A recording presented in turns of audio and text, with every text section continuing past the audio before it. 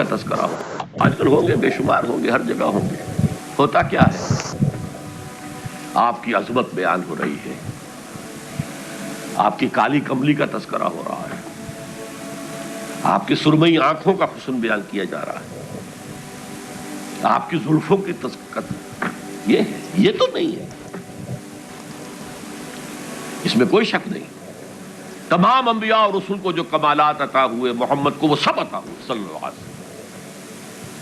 اس نے یوسف دم عیسیٰ ید بیضا داری، آنچ خوبہ حمد آرن تو تنہا داری. لیکن حضور فرماتے ہیں تمام نبیوں اور رسولوں نے جو تکالیف برداشت کی، میں نے وہ سب کی سب برداشت کی. یہ کوئی بیان کرتا ہے؟ کیسے بیان کرے؟ اس سے تو کچھ سبق ملتا ہے کہ کچھ تو تم بھی کرو بھائی. یہ کہاں عاشق رسول بنے پھر رہے ہو؟ کہاں عید میلاد النبی بنا رہے ہو؟ زمین و آسمان کے کلابے اللہ سے بھی اوپر کر رہے ہو راتوں کے اندر. یہ نہیں ہے محمد سے نسبت اور تعلق کا معاملہ. اب آپ دیکھیے، جو اب واقعاتی انداز میں تو جانے کا وقت ہے نہیں نا، لیکن ایک بات آپ کو بتا دوں، دشمنوں نے اقرار کیا ہے کہ تاریخ انسانی کا عظیم ترین انقلاب محمد نے برپا کیا صلی اللہ علیہ وسلم. M N Roy of India, member of communist international, اس نے 1920 میں تقریر کی لاہور میں، بریڈلا ہال میں، دی ہسٹوریکل رول آف اسلام. وہ کتاب اب بھی انڈیا میں چھپتی ہے. اس نے کہا تاریخ انسانی کا عظیم ترین انقلاب محمد نے برپا کیا صلی اللہ علیہ وسلم. اور اس نے کہا یہ ندی فتوحات نہیں تھیں، فتوحات تو سکندر نے بہت کر دی تھی، اٹیلا نے بہت کر دی تھی، چنگیز نے بہت کر دی تھی. وہ بروٹ فورس تھی، وہ وحشی قوت تھی. اور محمد کی فتوحات اور ان کی امت کی فتوحات سے نئی تہذیب دنیا میں آئی، نئی روشنی دنیا میں آئی، نئے علوم ایجاد ہوئے، دنیا منور ہو گئی. بہت عمدہ کتاب ہے، ہسٹوریکل رول آف اسلام. 1980 کے قریب کتاب چھپی امریکہ میں، دی 100 a selection and gradation of the 100 most influential personalities of human history. تاریخ انسانی کا دھارا بہتا ہے، ہم بھی اس میں بہ رہے ہیں، جدھر بہ رہا ہے ہم بھی بہ رہے ہیں. چلو تم ادھر کو ہوا ہو جدھر کی. کچھ لوگ ایسے ہوتے ہیں کہ جو دھارے کا رخ بدلتے ہیں. بہنے والے تو سب ہیں، لیکن اس دھارے کے رخ کو بدلنے والا کوئی ہوتا ہے. تو ڈاکٹر مائیکل ہارٹ نے پہلے 100 آدمیوں کا انتخاب کر لیا جنہوں نے تاریخ کے دھارے کا رخ موڑا ہے. سلیکشن، پھر گریڈیشن. ان میں سب سے زیادہ جس نے موڑا ہے، جس سے سب سے زیادہ مؤثر ہوا، وہ کون؟ نمبر 1، پھر نمبر 2، پھر نمبر 3، 100 تک چلا گیا. نمبر 1 پر حضور کو لا رہا ہے. عیسائی ہے اور ابھی تک کوئی اطلاع نہیں ہے اس کے اسلام لے آنے کی. زندہ ہے، مینہٹن میں رہتا ہے. اس نے پھر اس کی وجہ بیان کی کہ naturally I O an explanation. Jesus کو جسے خدا مانتے ہیں اسے نمبر 3 پہ لے گیا، حضور کو نمبر 1 پر. اور جواب کیا دیتا ہے؟ ایکسپلینیشن کیا ہے؟ This is because he is the only person supremely successful in both the religious and secular fields. جتنے بڑے لوگ دنیا میں ہیں وہ یا ادھر اونچے ہیں تو ادھر کچھ نہیں، ادھر اونچے ہیں تو ادھر کچھ نہیں.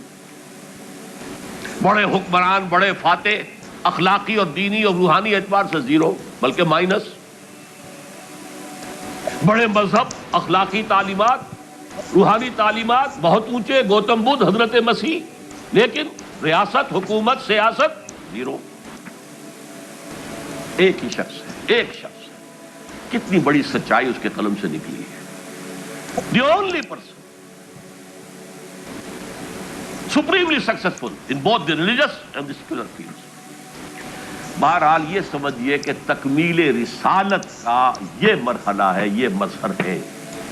اگر حضور نے اس کو قائم کر کے نہ دکھایا ہوتا تو کہا جا سکتا تھا کہ ٹھیک ہے جی نظام تو بڑا اچھا ہی ہے لیکن یہ انہونی بات ہے. بھلا کوئی بات ہے؟ سید القوم خادمہم، قوم کا سردار خادم ہوتا ہے. شاعری ہے، یہ اچھا شعر کہہ دیا ہے. لیکن محمد نے وہ نظام قائم کیا جہاں ابو بکر اور عمر خادم تھے، چٹائیوں پر بیٹھتے تھے، پیون لگے ہوئے کپڑے پہنتے تھے. رات کو گشت کے دوران کسی عورت کے کراہنے کی آواز آئی، پتہ کیا، معلوم ہوا کہ درد ذہ میں ہے اور کوئی اٹینڈ کرنے والا نہیں ہے. فوراً گھر گئے، اپنی بیوی کو لے کر آئے، فرسٹ لیڈی، اور اس نے مڈ وائف کا کام کیا ہے. ایک اور جگہ دیکھا بچوں کو رونے کی آواز آئی، پوچھا کیا ہے؟ ماں نے کہا کہ میرے پاس کھانے کو کچھ نہیں ہے، بچے بھوک سے بلک رہے ہیں اور میں نے یہ صرف ہانڈی چڑھا دی ہے چولہے کے اوپر کے دھوکہ دینے کے لیے کہ کچھ پکا رہی ہیں. تھوڑی دیر میں روتے دھوتے سو جائیں گے. کانپ گئے، گئے بیت المال، وہاں سے ایک بوری آٹے کی لی، اپنے کندھے پر غلام سے کہا میرے کندھے، اس نے کہا میں نہیں چلتا ہوں حضرت. نہیں، قیامت میں تم میرا بوجھ نہیں اٹھا سکو گے. اپنے کندھے پر بوری لگ کر گئے ہیں، وہاں جا کر کھانا پکوایا ہے.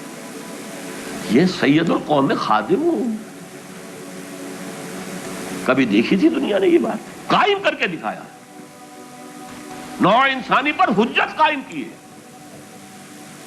مائیکل ہارٹ نمبر 1 پر لا رہا ہے. آپ غور کیجیے. ایچ جی ویلز کی بھی اب وقت نہیں ہے میرے پاس، میں نے وہاں تقریر کے اندر پوری واضح کی بات، اس کی شہادت. حالانکہ وہ شاطم رسول ہے، حضور کو گالیاں دی ہیں اس نے، بالکل رشدی کی طرح، اور تسلیمہ نسرین جو ہے بنگلہ دیش کی اس کی طرح. لیکن ایک اعتبار سے گھٹنے ٹیک کر حضور کی مدح کرنے پر مجبور ہے. تو یہ اصل میں بات تکمیل رسالت ہے. پیش کر دینا، پہنچا دینا، وما علینا الا البلاغ، یہ بھی رسالت کا معاملہ ہے. یہ ابتدائی مرحلہ ہے. اس نظام کو قائم کر کے دکھانا، انقلاب برپا کرنا، اس کو چلا کر دکھانا، چاہے وہ 30 برس رہا. لیکن دنیا کا کوئی دوسرا نظام تو ایک دن بھی قائم نہیں ہوا. جس ڈیموکریسی کا خواب والٹیئر اور روسو نے دیکھا تھا، ایک دن کے لیے بھی نہیں آئی. یہ تو کیپٹلسٹ کی ڈکٹیٹرشپ ہے جسے جمہوریت کہا جا رہا ہے. جمہوریت کہاں ہے؟ It's the dictatorship of the capitalist. Billionaire نہ ہو تو آپ الیکشن کیسے لڑیں گے؟ عام آدمی الیکشن لڑ لے گا. دیو استبداد جمہوری قوام پائے کو تو سمجھتا ہے یہ آزادی کی ہے نیلم پری؟ ہم نے خود شاہی کو پہنایا ہے جمہوری لباس. ابلیس کا ایک بشیر کہہ رہا ہے ہم نے خود شاہی کو پہنایا ہے لباس. جب ذرا آدم ہوا ہے خود شناس و خود نگر. آدمیوں میں اپنے حقوق کا ذرا احساس، اور یہ احساس محمد نے پیدا کیا صلی اللہ علیہ وسلم. اس کے تحت انہوں نے کہا اچھا وہ انسانی حاکمیت ٹنوں کے حساب سے فرعون کے سر پہ رکھی ہوئی تھی، گندگی. اب ہم نے کیا کیا؟ وہ تولا تولا سب میں بانٹ دو. گندگی تو گندگی رہے گی، نجاست تو نجاست رہے گی. انسانی حاکمیت ایک شخص کی ہو، انسانی حاکمیت پوری قوم کی ہو، کفر ہے، شرک ہے. بہرحال تکمیل رسالت کا ایک پہلو یہ ہے. اس کی مثال میں آپ کو دے دوں، نام چونکہ پہلے بھی 2 مرتبہ لے چکا ہوں. سقراط کا شاگرد بھی اور شارح بھی. سقراط کی اپنی کوئی کتاب نہیں ہے، وہ معلم تھا بس. اس کا فلسفہ بیان کیا ہے افلاطون نے. اور پلیٹو نے کتاب لکھی دی ریپبلک. اب دیکھیے آج سے 2500 سال پرانی کتاب ہو گئی، حضرت عیسیٰ سے 300-400 برس پہلے.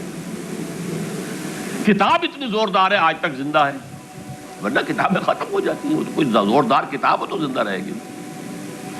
نقشہ پیش کیا ایسے ہونا چاہیے، نظام حکومت ایسا ہونا چاہیے، فلاں ایسا ہونا چاہیے، فلاں ایسا ہونا چاہیے. لیکن وہ نظام ایک دن کے لیے بھی دنیا میں کہیں قائم نہیں ہوا. لہذا اسے کیا کہیں گے؟ یوٹوپیا ہے، ایک خیالی جنت ہے.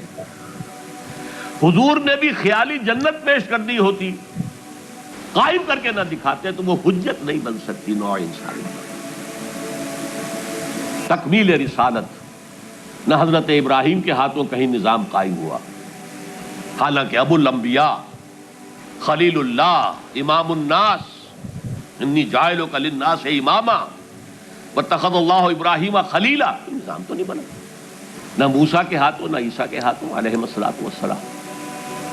یہ صرف محمد الرسول اللہ صلی اللہ علیہ وسلم کا مقام ہے کہ آپ نے ایک عظیم انقلابی جد و جہد، میری کتاب لے کر پڑھ لیجئے اگر تقریریں نہ سنی ہو، تقریروں میں مختصر مفصل منہج انقلاب نبوی، اتنا عظیم کارنامہ، عظیم ترین انقلاب جو برپا کیا 23 برس کے اندر حضور نے، اس کے منہج کیا تھا، منہاج کیا تھا، طریقہ کار کیا تھا، اسے سمجھیے۔ منہج انقلاب نبوی میری کتاب ہے، 400 صفحے کی،